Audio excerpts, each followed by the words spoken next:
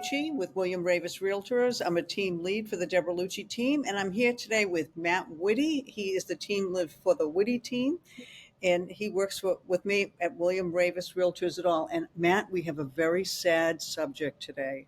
This saddens me about some of these stats and what people don't realize. And the subject today is for sale by owners.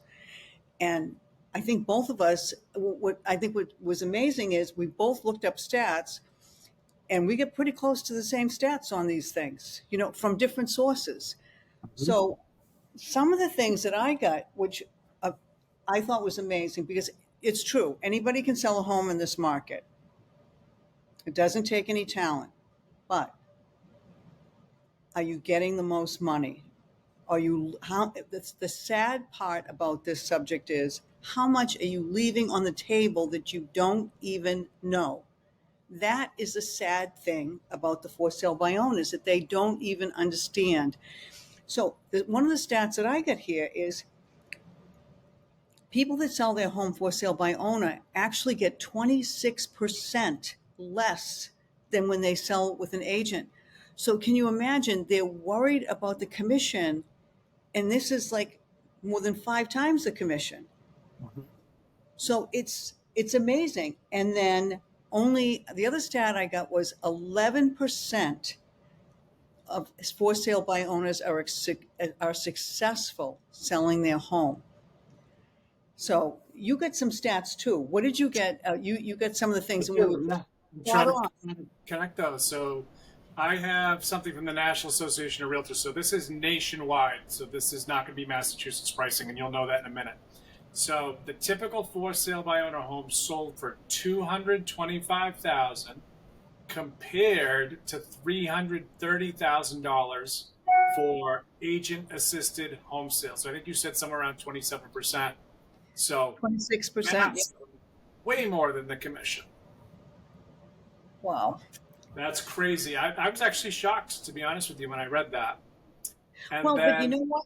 They hire us for our negotiating skills. That's really one of the big things why you should hire an agent. And you can't just take, years and years of knowledge and just toss it out like nothing. I mean, we have a lot of experience, so. Totally. Yeah. And you can see it in the 11% are successful. So 1 out of 10. If we don't sell every home we put on the market, we are not as devastated as the seller, but pretty close. We are looking to close 100 out of 100. Right. And we don't get paid until they close. Yep. So. Yeah, that's right. Yeah. And it's a frightening thing. And there's one thing we didn't talk about before the podcast is I did look up some lawsuits. The data is one thing, but the lawsuits are another. And there's some pretty serious carcinogens and cancer-causing things that you could be sued for. But there's little things, too, that I think are little. That there was one seller that was hosting their own open house, and somebody said, "Is that hardwood?" And they said, "Yes, it is."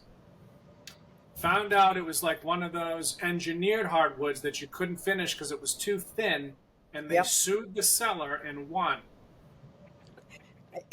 It's just that you can tell a lot of times, because we've looked at so many homes, you walk in the door and, that would be something you would question because you've seen so much engineered hardwood. It's the same thing with like asbestos in the basements, as far as tiling and things like that. So it's not intentional, but boy, I bet that cost him a lot of money, that lawsuit. Oh, yeah. Yeah, it's obscene, and it doesn't always have to be in writing. It can be what you said to someone, and then when you get to court, you're under oath. Right. It's a pretty big deal. And maybe Debbie, talk about the lead paint a little bit. Like what are some potential pitfalls of that? The lead paint law. All right, so I can already tell you from filling out so many lead paint forms. Like when you go to sit down with the seller and you're filling out all the forms, and one of them is the lead paint. And you say, have you ever had this house tested for lead paint? A lot of times the response is, well, no, it's stained. And the other response is, well, no, I painted over everything. Or, well, we replaced, around the windows. So they don't even know that could be a potential. Can you imagine if something happened to a small child and they said there was no lead paint, you know? So, when we're filling out forms and people say things like that, the answer is unknown. You've Mhm. never had the house tested. You don't know if there's lead paint in here or not. I mean, I can't even imagine the repercussions over something like that. And I think down the road with this younger age group, I think lead paint's going to become more of a thing to them. Yeah, I believe that, and I find, like, to piggyback off that, a lot of the disclosure issues, where um, a client might say, yeah, the bathroom upstairs leaked, and we had to rip all the drywall out, and we had to get it professionally remediated, and we had to pull permits, and this is the person's name, and here are the receipts, and then I go to the seller statement, and they don't mention it, and I said, listen, just put it. It's in your best interest to put it and be upfront and state that you had it professionally remediated, and there's nothing wrong with that. But they get a sense that, oh, I might not make as much money, or I might scare people away, and they just don't understand the potential backlash of that. Right. I mean, part of one of the biggest parts of our jobs is helping the sellers fill out forms so they're accurate, so they don't get in trouble, and Yeah, imagine that. exactly. So you Yeah. and I looked at some tasks that are the hardest tasks for sale by owners, and you and I came up with almost the exact same list, except you put Mhm. numbers down to yours. What did you get? What are the hardest things for sale by owners to do? Yeah. So attracting potential buyers is 1%. Having enough time to devote to all aspects of the sale, 1%. Selling within the planned length of time, 10%. So this is most difficult tasks. Understanding and performing paperwork, which we just talked about, 13%. Getting the right price, 16%. And that's very hard to do, by the way. We do a lot of research on that one. Yeah. And then preparing and fixing up the home, 6%. So, this is all of our job, really, when you think about it. This is why we come in, and everything that they're having a hard time with is what we do, and we've got all these years of experience behind it. I mean, one of the hardest things to do in this market is really think about it is pricing a home. You don't want to underprice it. You don't want to overprice it. That's really like the kiss of death when the days on market keep ticking. You want to Mhm. price it at fair market value, but in this market, what is fair market value that you're going to get the most money for the house and have multiple offers and get the most money through the door? So if you're having a hard time finding buyers and you're having a hard time pricing a home, that's two major issues.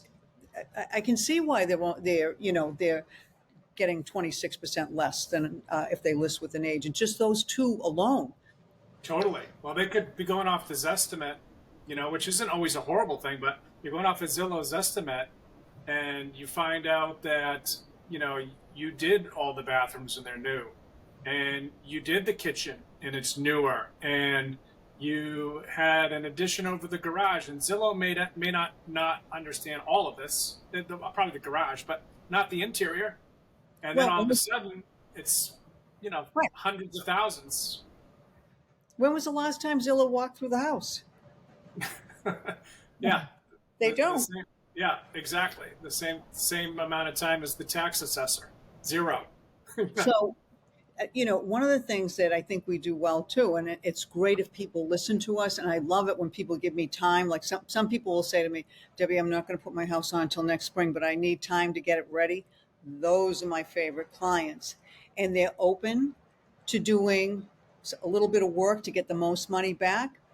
And they can make huge dollars even if they just make a few changes, you know. Yep. So, and if a for sale by owner is having a hard time recognizing that, I mean, think about it. Like, we're not even objective in our own homes because we're walking in and out the door all the time. It's got to be hard for a for sale by owner to look at the fuchsia pink pink crown molding, and that's happened to me one time at a house.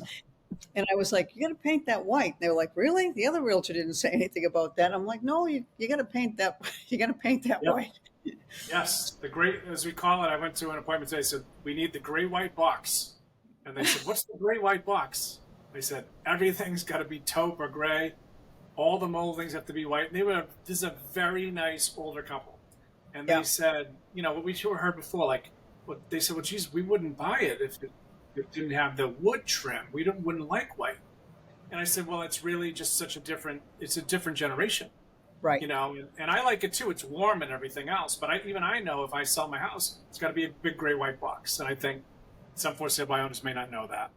Right. You're trying to attract that wide buyer pool. I mean, all right. So what do you think about somebody? Well, let me just try it, Matt. Let me just try for sale by owner. Yeah, I often try to twist it on them and whatever their profession is. Let me just try accounting with federal tax laws. I can read that, Right. you And know. so, yeah, exactly. So that first weekend is so critical. And if you blow that with the wrong marketing and attracting the wrong people and really almost alienating the realtor community, because a lot of times realtors are like, oh, I don't want to take that liability on selling that for sale by owner or whatever. And they have all these buyer clients. You ruin Yeah, that first impression, you know? totally. You get one shot at it, like you said. That's it. And something to consider too is the safety of everything. It's a for sale by owner. When we go over safety, and I know you do too with our sellers. Like, this is what you need to Right. be. Make sure this is locked up and this is put away and this is not in the house. And you have random people, random, calling and saying, "Hey, can I see the house?" You have no idea who they are. We have electronic programs in which licensed agents, have to set up showings. We know when they're there within a 15-minute period. Right. Exactly. And think about that. Okay, so either you have somebody that you don't know that's not represented, which is not that. Uh, I apologize. It's pouring rain here. I don't know if you can hear it. So you've got somebody that is not represented by a buyer's agent, which is really taking your buyer pool down low because most buyers are represented by buyer's agents. So you've got this stranger. Okay, they don't know, everything either. So you get two rookies. Then all of a sudden, let's say you have a buyer's agent that comes in. Okay, you put a for sale by owner up against a buyer's agent that's got 20 years experience, and their job is to represent that buyer. And, I'm sorry, but, if you're representing the buyer and you walk into a for sale by owner, it's like your job is to keep asking questions and poking at things that are going to be in that buyer's favor. And so this is where they lose a lot. So not only are they going to be probably paying the buyer's agent's commission, the buyer's agent's job is really to represent the buyer. So Yeah, they have no representation. It's totally. And it's one of those things where I think, as representing a buyer, that I would take the chance of coming in low, especially if it's been on the market a little while, where that's a yeah, dangerous move with when we're up against property that is listed by an agent. They're used to that. They see it all the time. They know how to negotiate. right, exactly. And so not only do you not know how to track the buyer, you don't know how to get the house ready. You don't do your pricing. You don't do your paperwork properly. You can't price it. Now think about how much time. I don't know how many hours you work a week, Matt, but this is not a part-time job. I mean, we're working all the time. So Totally. right. So now, not only are not only are you having to work for this house, but you think you're making all this money. Now you're not getting paid at work. Mhm. So you're really alienating. And if you're not available to show the house, what happens? You're really kind of alienating the buyer pool. You're going to assume that they're going to be out there, and that's not always necessarily the case. They could be out. They're going to buy another house. They can Right. get it too easier. Totally. I would say, like, on a listing, we could spend, I know this is a tough number, but some people say it's 40 hours. It could be 50 hours, could be 60, could be more, depends how long it sits on the market. And you made a good point. Like, do you have a job? I mean, calculate your hourly rate and how much money are you going to lose by getting pulled away from your own job to play real estate agent? Now, and I can imagine, I can hear the famous Chris Doherty's lines say to me, like we spend that much time on this one listing, but how many hours did we spend with this knowledge, getting this knowledge, this building, the marketing that we have, all this expertise? I mean, years. years. And they have none of this. So it's not just like the 40, 50 hours. Yep. It's all the time and really like on the job training a lot of time besides the training that you have to Hmm. learn all these things, So it's Totally. right. Have you spoken to sellers before, and they say, well, Debbie, that house just down the street sold a month ago, and that house down the street sold 3 weeks ago, and our house is just as nice, if not nicer. Hmm. And how do you respond to that when they think the value is something that it isn't?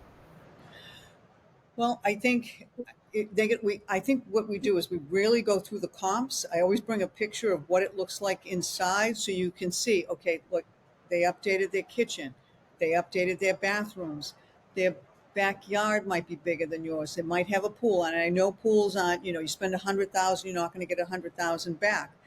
But there's definitely subtle differences in this. And then also, if they want to go for sale by owner, they're not opening that house up to the whole buyer community. So that house down the street that got listed by an agent, they did the right thing. They opened that house up to the buyer pool. You're not going to have that if you're for sale by owner.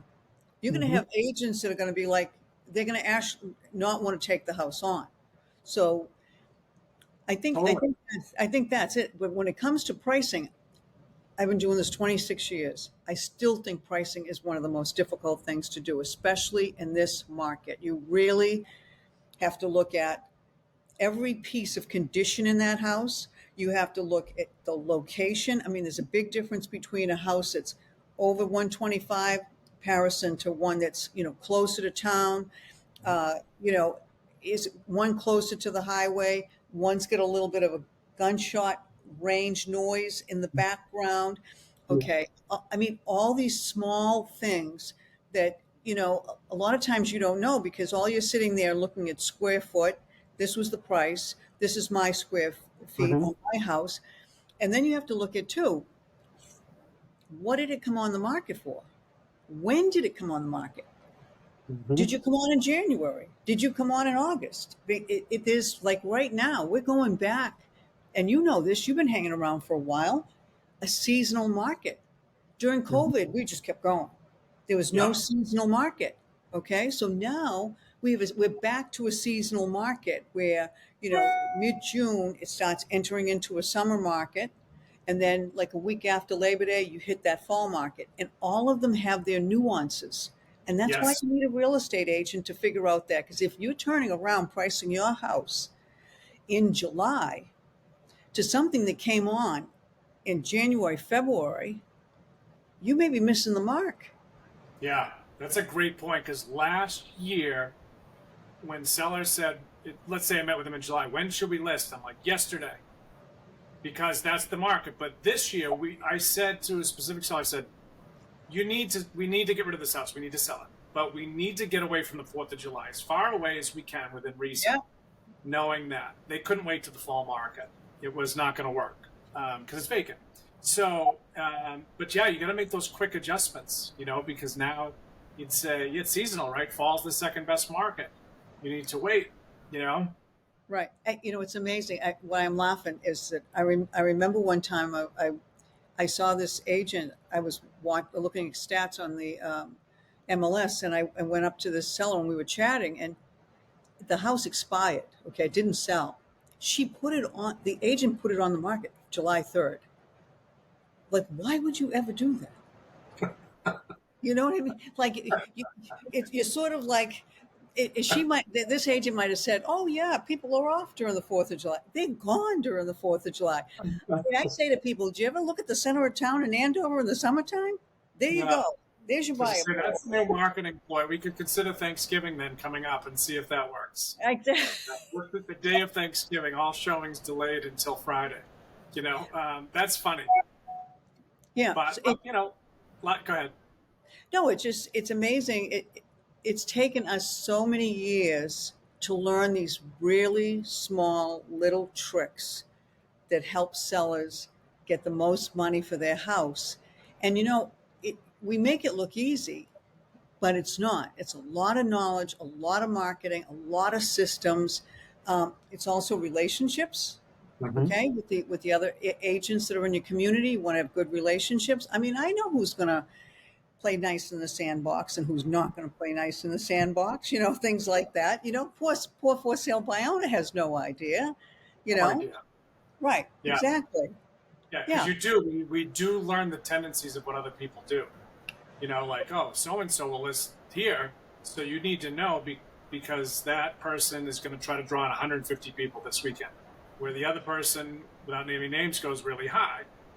So we know, like, all right, we're going to have a better shot at that, so on and so forth. But of course, if I owner, you have no idea. right. So think about this.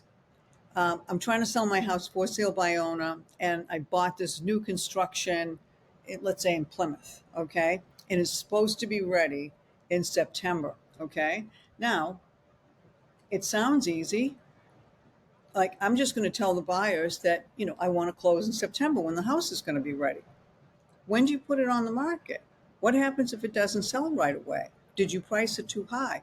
What happens if your builder is delayed? If you don't line that up properly, you're paying a double move right off the bat. You probably have to go into a rental, Right. okay? And what about some language? Something maybe like subject to the house in Plymouth closing on a closing day, something to protect yourself. But if they Yeah. don't know how to Good do point. that, how much is Yeah. that going to cost them? 100%. Yeah, that's a really good point. They don't think of that, and we don't want. Let's see. I don't want the seller and buyer to cross paths. Typically, I don't. I just think it's too dangerous. And now you're talking about a buyer crossing the path with the seller. So buyer comes in and says, "Gee, why are you moving? Oh, we just got divorced." Okay, now you know exactly where they are and what situation. They're not going to rent that house. Court's not going to allow that. They're going to have to divvy everything up, and now Right. you have them. Yeah, And think about how many circumstances where sellers, and I know some of them don't have to move, but relocation, you bought another house, all those things, you've just told that buyer, bingo, I got to move.